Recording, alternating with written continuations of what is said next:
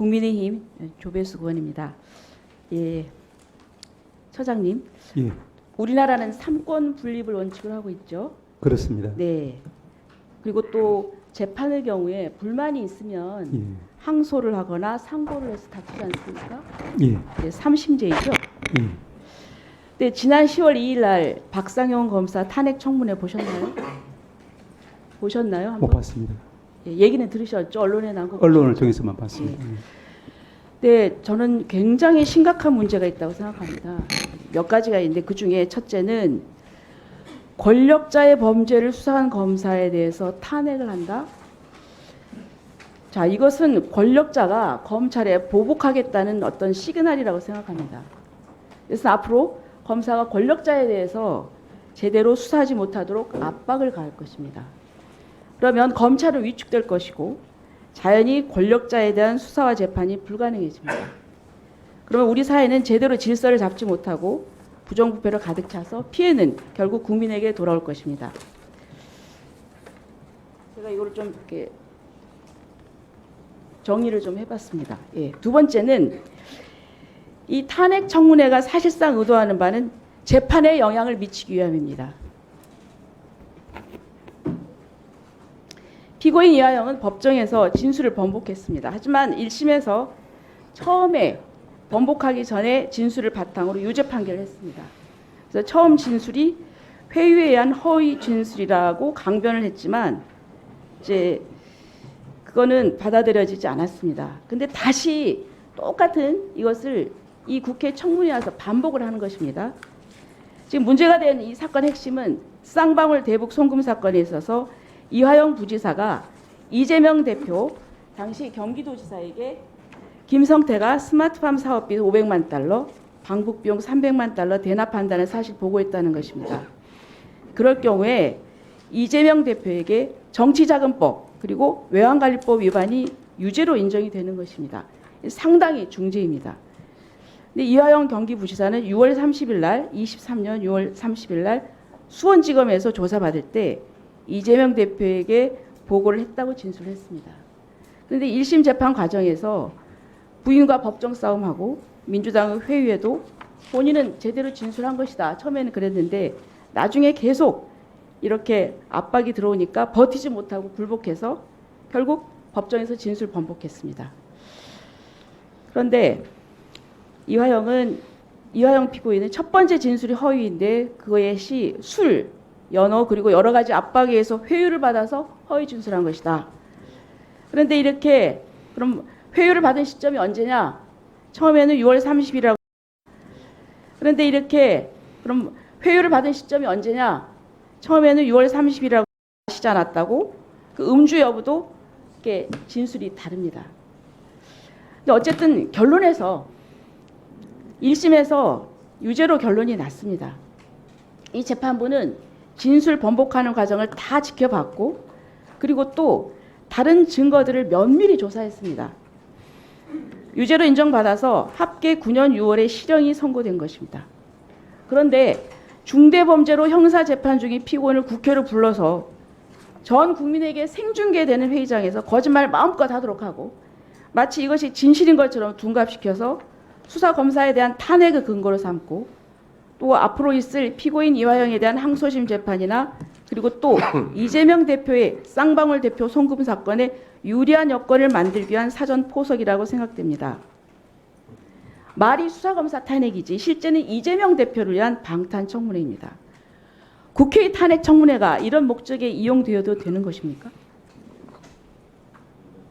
자, 그리고 셋째, 재판 중인 피고인이 자신이 진술을 번복했는데 회유를 받아서 그랬다. 이렇게 일방적으로 변명할 수 있는 기회의 장을 열어주었습니다. 이것은 국회에서 다시 또 재판을 한 것인데 국회로 법정을 옮겨가지고 제2의 사법부 역할을 한 것입니다. 그렇다면 우리 헌법이 정한 재판은 법원에서 한다. 이런 삼권 분립 원칙을 무너뜨리고 3심제를 4심제, 5심제로 뒤바꾼 것하고 다름이 없습니다. 걱정이 되는 것은 앞으로 다수당이 재판 결과에 불만을 가지게 되면 언제든지 법원에서 재판 시작 전, 진행 중, 확정된 후를 가리지 않고 국회 내에서 재판을 열 수 있게 되는 것입니다. 생중계된 이 청문회를 보는 국민들에게 피고인 이화영의 진술이 술, 연어에 의해서 그리고 여러 가지 압박에서 회유된 진술이라는 인상을 심어주어서 반대 여론을 조성하고 그래서 판사를 압박하겠다는 거 아닙니까? 이와 같이 삼권 분립의 원칙을 침해하고 국회가 검사 탄핵 청문회로 재판에 영향을 미치려고 하는 것에 대해서 재판을 담당하는 사법부 대표로서 어떻게 생각하십니까? 예. 말씀하신 이제 상권분리, 권력분리 원칙 하에서 입법부, 행정부, 사법부가 각자의 권한을 합리적이고 이제 적법하게 행사하는 것이 필요하다고 생각합니다. 다만 이제 이 부분에 대해서는 이제 그 재판에 직접 영향을 미치기 위해서 그런 경우에는 문제가 될 수 있겠지만 그렇지 않다고 하면은 달리 볼 여지는 있을 것입니다. 그렇지만 저희들은 어떤 경우에도 사법부가 이제 독립된 기관으로서 소신을 가지고 재판을 할 수 있도록 재판에 영향을 미칠 수 있는 그런 부분은 없으리라고 믿습니다. 그리고 또한 이제 관련 절차 진행할 때 가급적이면은 형사재판의 경우에는 이제 집중심리, 공판 중심주의에서 이루어지는 것이 저희 사법부가 바라는 바다라는 정도는 말씀드릴 수는 있겠습니다. 그러니까 제가 우려하는 거는 이제 법률 전문가들은 이제 그 전문가잖아요. 그러니까 어떤 법리를 알고 그런데 지금 이렇게 청문회에서 일방만 나와가지고 상대방의 검사가 어떤 그 서로 뭐 반박을 하거나 다른 것을 이 공정한 토론이 아니라 일방적으로만 하는 경우에 국민들이 이걸 오해를 한다는 겁니다. 그래서 만약에 재판 결과가 그것과 다르게 나왔을 때 거기에 대해서 국민들이 납득을 못하게 하는 그런 게 되거든요. 그게 굉장히 저는 위험하다고 생각합니다. 그래서 저는 이런 탄핵 청문회는 정말 앞으로 있어서는 안 돼야 네, 조배숙 의원님 발언과 무관하게 위원장으로 한 말씀 드리겠습니다. 제가 기회가 있을 때마다 말씀드렸는데 다시 한번 말씀드릴 수밖에 없습니다. 우리 법사위에서 윤석열 대통령 탄핵 청원 청문회도 했고 검사 탄핵 청문회도 했습니다. 그것은 우리 법사위원장 개인이 판단한 것이 아니라 본회의에서 회부돼서 한 것이고 또 국회법 절차에 대해서 한 겁니다. 이걸 가지고 계속 국민의힘 의원님들이 문제를 삼는데 이왕이 시작된 것이고 앞으로 검사 탄핵 청문회도 2차례 더 있을 예정입니다. 그래서 조배석 의원님 발언과 관계없이 제가 말씀을 드립니다. 우리가 검사 탄핵 청문회를 하는 것이 수사 방해이고 재판에 영향력을 행사하기 위한 것이란 취지로 이해를 하신다면 매우 곤란하다 생각합니다. 왜냐하면 바로 어떤 반론이 가능하냐면 대통령은 본인과 김건희 여사에 관련된 김건희 특검, 최상병 특검함도 계속 거부권을 행사하고 있습니다. 그러면 수사를 방해하고 재판에 영향력을 행사하려고 하는 것입니까? 그런 것이라고 저는 생각할 수밖에 없습니다. 그런 주장을 한다면. 또한 저희가 국정감사 및 조사에 관한 법률 조사의 한계에 의해서 지난번에 제가 읽어드렸습니다. 재판 중인 사건이라 할지라도 국회가 입법 취지상 국회가 독자적인 진상규명, 정치적 책임 추궁, 의정자료 수립 등의 목적으로 적법한 절차에 따라 국정감사 및 조사를 진행한다면 같은 사건에 대하여 재판이 진행되고 있다고 하더라도 국정감사 및 조사의 대상이 될 수 있다. 이렇게 분명히 명시가 돼 있고 탄핵 조사 청문회도 이 국정감사 조사 및 법률에 대해서 준용하게 돼 있습니다.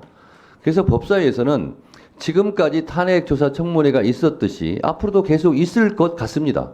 근데 그럴 때마다 우리 법사위의 활동을 계속 부정하는 발언을 한다면 저는 위원장으로서 저를 부정하는 듯한 발언이라고 생각이 될 수밖에 없습니다. 그래서 발언은 자유롭게 하시고 그건 제가 제지를 할 수도 없고 할 필요도 없고 안 할 생각인데 자꾸 이런 부분이 본질과 관계없이 자꾸 법사위 자체를 공격하거나 위원장을 공격하는 듯한 발언으로 제가 들리기 때문에 이 부분은 제가 말하지 않을 수 없다라는 점을 분명히 말씀드리고 어제 스픽스에서 충격적인 김영선 전 의원 회계 책임자 강혜경 씨의 충격적인 증언도 있었어요. 대통령 선거 기간 동안 회계에 보고되지 않는 3억 6천만 원을 들인 여론조사를 했고 대통령에게 보고했고 그 3억 6천 원을 받지 못했답니다. 윤석열 대통령한테. 그래서 김영선 의원을 재보궐선거에 보답으로 공천했다라는 주장이에요. 이거는 어마어마한 대통령 탄핵사유에 해당될 수 있는 중대한 범죄입니다. 이런 부분에 대해서 앞으로 법사위에서 조사할 수 있어요. 청문회할 수 있어요. 근데 그때마다 이것이 무슨 수사방해고 재판에 영향력을 미치는 것이라고 주장을 한다면 우리 법사위의 존재 이유에 대해서 다시 한번 생각해 보지 않을 수 없다라는 측면에서 제가 제 의견을 조배수 의원님과 무관하게 제가 말씀드린다고 했어요. 그 발언을 제가 가지고 말씀드리는 게 아니에요. 그래서 이런 부분은 주장은 하실 수 있는데 위원장으로서는 상당히 불편합니다. 참고해 주시기 바랍니다. 다음은 김용민 의원님 질의해 주시기 바랍니다.